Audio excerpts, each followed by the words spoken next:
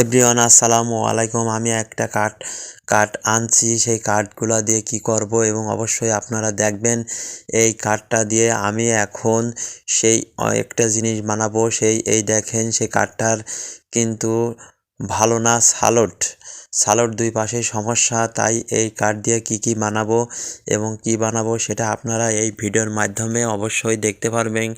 এই কাজটা হচ্ছে সুন্দর, এই অল্প সময়ের মধ্যে আমি এই কাজটা করে ফেলবো এবং আপনাদের দেখাবো, যাতে জিনিসটা কি বানালাম আপনাদের মাঝে শেয়ার করব। তাই অবশ্যই আমাদের এই ভিডিওটা দেখবেন এবং ফুল ভিডিও দেখবেন, তাহলে সবই বুঝতে পারবেন।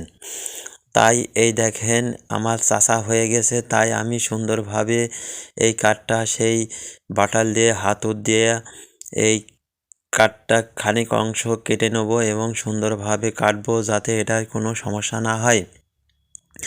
তাই আমি এই কাজটা সুন্দরভাবে করার চেষ্টা করব, যাতে আপনারা দেখতে ভারী চমৎকার লাগে। এই দেখেন, আপনাদের জিনিস বানিয়ে ফেলেছি।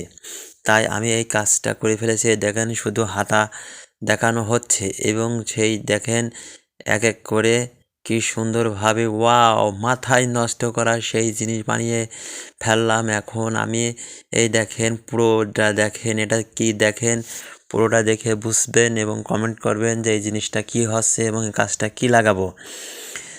তাই অবশ্যই আমরা এই জিনিসটা দিয়ে আমাদের মূলত বিষয় হচ্ছে, আমাদের এটা শুটিং করতে এই জিনিসটা লাগবে।